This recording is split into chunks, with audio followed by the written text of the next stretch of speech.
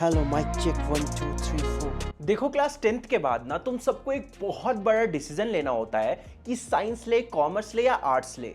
और ये तुम्हारी जिंदगी का सबसे पहला सबसे बड़ा डिसीजन होता है जो अगर तुम गलत लेते हो ना तो ये चीज तुम्हारे पूरे लाइफ को सेव करता है। अगर तुम अभी तय करते हो कि तुम्हें आर्ट्स लेना है, कॉमर्स लेना है, चाहे साइंस लेना है ना, तो उसी अकॉर्डिंग तुम्हारा जो पूरा लाइफ है वो रिवॉल्व करने लगेगा एंड तुम्हें पता भी नहीं चलेगा कि तुम अपने लाइफ को किस डायरेक्शन में ले जा रहे हो। इसलिए कोई भी स्ट्रीम सिलेक्ट करने से पहले तुम्हें प्रॉपरली पता होना चाहिए कि तुम एक्चुअली में उसे क्यों सिलेक्ट कर रहे हो। मान लो अगर तुम साइंस सिलेक्ट कर रहे हो तो क्या वो तुम्हारे लिए सही है? कहीं तुम बस अपने पेरेंट्स के दबाव में आकर या अपने बस टीचर्स के दबाव में आकर सिलेक्ट तो नहीं कर रहे हो ना? क्योंकि मैंने ऐसा किया था। लेकिन डोंट वरी, आज के इस वीडियो में मैं तुम सबको बताऊंगा कि तुम सबको कौन सा स्ट्रीम सिलेक्ट करना चाहिए ताकि तुम सब अपने लाइफ का ये बड़ा डिसीजन बिना किसी रिग्रेट के ले पाओ। तो देखो, एज यूजुअल हम स्टार्ट करेंगे साइंस स्ट्रीम से, फिर हम जाएंगे कॉमर्स में, फिर हम जाएंगे आर्ट्स में। मैं तुम्हें ये भी बताते जाऊंगा कि किस किस स्ट्रीम को लेकर तुम आगे चलकर क्या क्या बन सकते हो। साइंस के अंदर जो सबसे पहला बेसिक सा जो लोग लेते हैं वो होता है पीसीएम। एंड मेनली जो लोग होते हैं वो पीसीएम इंजीनियर बनने के लिए लेते हैं, या फिर अगर तुम्हें आर्किटेक्चर बनना है, डाटा साइंटिस्ट बनना है, डिफेंस या फिर एविएशन में जाना है, तो जो बच्चे होते हैं ना वो ज्यादातर पीसीएम लेते हैं। पीसीएम लेने के बाद क्या होता है ना, तुम 12th के बाद बीटेक या फिर बीई कर सकते हो, जिससे तुम बेसिक इंजीनियर बन सकते हो, एनडीए कर सकते हो, डिफेंस फोर्सेज में जा सकते हो, मर्चेंट नेवी बन सकते हो, पायलट बन सकते हो, बी आर्क करके तुम आर्किटेक्चर बन सकते हो, डाटा साइंटिस्ट भी बन सकते हो, आर्टिफिशियल इंटेलिजेंस में भी जा सकते हो, रोबोटिक्स में भी जा सकते हो, और इवन कि तुम बीएससी कर सकते हो, चाहे मैथमेटिक्स हो जाए, फिजिक्स हो जाए, चाहे केमिस्ट्री हो जाए, इन सब से। इसके अलावा तुम कॉमर्शियल पायलट भी बन सकते हो या फिर रिसर्च एंड डेवलपमेंट के फील्ड में भी जा सकते हो। तो अगर तुम्हारा इंटरेस्ट इन सभी चीजों में है ना तो तुम पीसीएम ले सकते हो। लेकिन अगर तुम्हारा इंटरेस्ट इन सभी चीजों में नहीं है और अगर तुम इन सभी चीजों को अपने पूरे लाइफ भर नहीं कर सकते हो तो पीसीएम लेकर कोई भी फायदा नहीं है। हाँ, ये बात बिल्कुल सच है कि तुम पीसीएम लेने के बाद भी कॉमर्स या आर्ट्स के कई सारे फील्ड्स में जा सकते हो। लेकिन अगर तुम्हें कॉमर्स या आर्ट्स के ही फील्ड में जाना है तो ये ज्यादा बेटर रहेगा कि तुम कॉमर्स या आर्ट्स के फील्ड को ही ऑप्ट करो ना। इससे क्या ही फायदा होगा अगर तुम 11th-12th साइंस पढ़ते हो उसके बाद तुम कॉमर्स या आर्ट्स में जाते हो, क्योंकि जो कॉमर्स और आर्ट्स के बच्चे होंगे जिन्होंने प्रॉपर्ली पढ़ाई करा होगा वो ऑब्वियसली तुमसे बेटर होंगे। और मान लो तुम बहुत ज्यादा मेहनती हो भी तो तुम्हें गलत जगह पे मेहनत करना ही क्यों है? अगर तुम्हें आगे चलकर कॉमर्स या आर्ट्स के फील्ड में ही जाना है तो अभी पीसीएम या फिर पीसीएम भी लेकर क्या फायदा होगा? तुम बस अपने मेहनत को और टाइम को वेस्ट ही करोगे। अब साइंस के अंदर जो दूसरा सबसे इंपॉर्टेंट स्ट्रीम होता है वो है पीसीबी, यानी कि फिजिक्स, केमिस्ट्री और बायो। और मोस्टली लोग पीसीबी डॉक्टर बनने के लिए ही लेते हैं। लेकिन पीसीबी लेकर तुम डॉक्टर के अलावा भी काफी सारे प्रोफेशन में जा सकते हो। चलो देखते हैं। सबसे पहले तो तुम पीसीबी लेकर एमबीबीएस कर सकते हो, जिससे तुम डायरेक्ट डॉक्टर बन सकते हो। बीडीएस कर सकते हो, बीएमएस कर सकते हो, बीएचएमएस कर सकते हो, इवन वेटरिनरियन साइंस में भी जा सकते हो, यानी कि जो एनिमल्स के डॉक्टर होते हैं ना वो भी तुम बन सकते हो।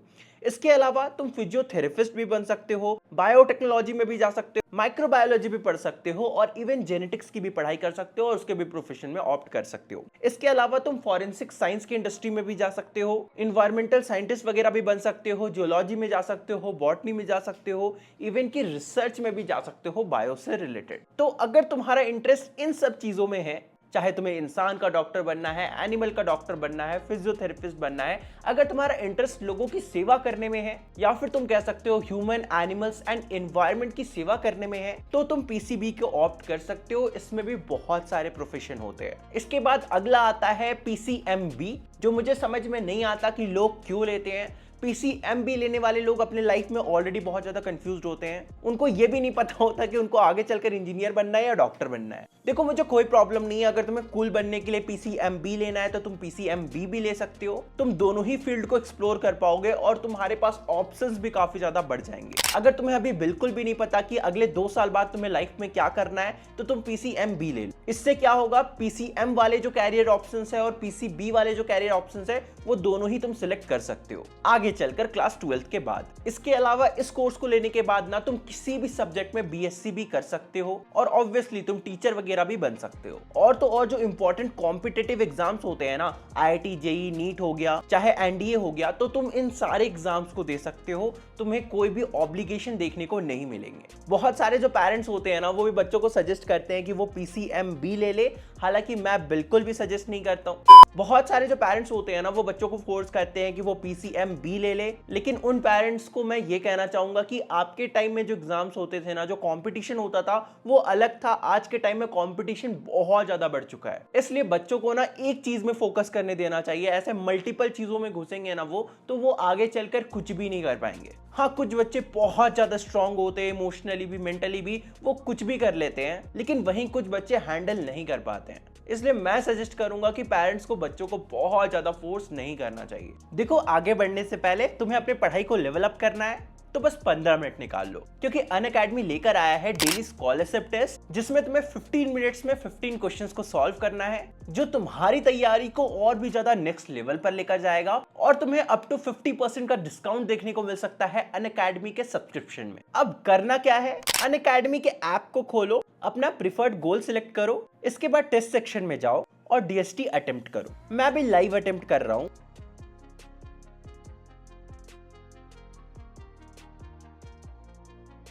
देखो, ये रहा, मैंने 45% का स्कॉलरशिप अनलॉक कर लिया। अब ये जो कोड जनरेट हो रहा है ना, इसे अपने बैच या फिर सब्सक्रिप्शन पर पेस्ट करो और अपने स्कॉलरशिप को अवेल करो। लिंक डिस्क्रिप्शन में है, इसलिए जल्दी से जल्दी जाओ और इस ऑफर को अवेल कर लो, क्योंकि ज्यादा लंबा टाइम तक नहीं रहने वाला है। अब चलो वीडियो को कंटिन्यू करते हैं। इस तरह से तुम्हारा साइंस स्ट्रीम खत्म होता है, इसके बाद आता है कॉमर्स स्ट्रीम। अब देखो, जो कॉमर्स होता है ना, वो बिल्कुल भी साइंस से कम नहीं होता है। बहुत सारे लोगों को लगता है कि कॉमर्स बेकार स्ट्रीम है वगैरह वगैरह, बट ऐसा नहीं है। तुम्हें आगे देखने को मिलेगा कि तुम कॉमर्स करके कितने सारे प्रोफेशंस में जा सकते हो। देखो, कॉमर्स के अंदर भी दो स्ट्रीम होता है, एक होता है कॉमर्स विथ मैथ्स और एक होता है कॉमर्स विदाउट मैथ्स। सबसे पहले हम लोग कॉमर्स विथ मैथ्स को देख लेते हैं। तुम कॉमर्स विथ मैथ्स करके बिजनेस, फाइनेंस और अकाउंट्स वाले सेक्टर्स में जा सकते हो। प्रोफेशन जैसे कि तुम चार्टर अकाउंटेंट बन सकते हो, तुम कंपनी के सेक्रेटरी बन सकते हो, तुम कंपनी के अकाउंट्स और मैनेजमेंट को हैंडल कर सकते हो, तुम 12th के बाद बीकॉम, बीबीए और बीएमएस वगैरह भी कर सकते हो।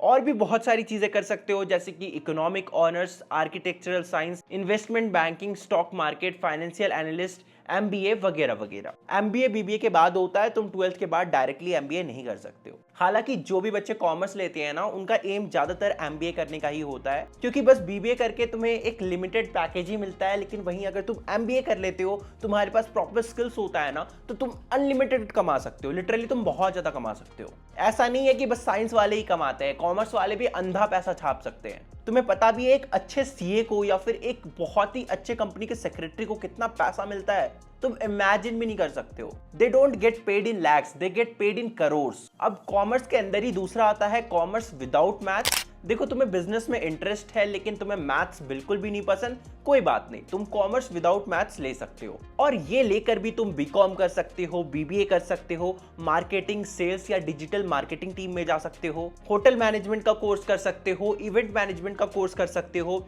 एंटरप्रेन्योरशिप कर सकते हो, फैमिली बिजनेस ज्वाइन कर सकते हो अगर तुम्हारा है तो, ट्रैवल एंड टूरिज्म के सेक्टर में जा सकते हो, एचआर बन सकते हो, और भी बहुत सारे प्रोफेशंस में ज्वाइन कर सकते हो। हाँ, लेकिन इसका लिमिटेशन है, क्योंकि देखो, बिजनेस में ना मैथ्स काफी ज्यादा इंपॉर्टेंट रोल प्ले करता है। तो बहुत सारे ऐसे पैसे वाले सेक्टर हैं जहां पर तुम ज्वाइन नहीं कर पाओगे। खास करके जो फाइनेंस वाला, पैसा वाला सेक्टर है ना, उसमें तुम कॉमर्स विदाउट मैथ्स करके नहीं ज्वाइन कर सकते हो, कोई तुम्हें रखने नहीं वाला है। तो इसलिए एक बार सोच लेना कि तुम्हें कॉमर्स विद मैथ्स लेना है या फिर विदाउट मैथ्स लेना है। हालांकि अगर तुम्हारा मैथ्स बिल्कुल भी अच्छा नहीं है तो जबरदस्ती मैथ्स लेकर भी कोई फायदा नहीं होने वाला है, इससे तुम अपनी लाइफ को और भी ज्यादा वोर्स बना दोगे। इसके बाद तीसरा और आखिरी सेगमेंट आता है आर्ट्स वाला सेगमेंट। एंड ट्रस्ट मी, जो बच्चे होते हैं ना, वो आर्ट्स सेगमेंट को बहुत ज्यादा नीचे रखते हैं, वो बहुत ज्यादा अंडर एस्टिमेट करते हैं कि आर्ट्स लेके क्या ही हो जाएगा। मैं तुम्हें बताता हूँ कि आर्ट्स लेकर क्या क्या होता है। तुम आर्ट्स लेकर लॉ की पढ़ाई कर सकते हो, सिविल सर्विसेज में जा सकते हो, जर्नलिज्म में जा सकते हो, साइकोलॉजी का पढ़ाई कर सकते हो, साइकोलॉजिस्ट बन सकते हो, टीचिंग फील्ड में जा सकते हो। और मैं तुम्हें बताऊं, अगर तुम एक अच्छे लॉयर बन जाते हो, अच्छे क्रिमिनल लॉयर वगैरह बन जाते हो ना, तो तुम दिन के करोड़ों छाप सकते हो। और इतने ना कई सारे इंजीनियर्स और डॉक्टर्स सोच भी नहीं सकते हैं। तो ऐसा नहीं है कि आर्ट्स खराब सब्जेक्ट होता है, ठीक है? तुम्हें जो इंटरेस्ट है तुम्हें वो लेना चाहिए।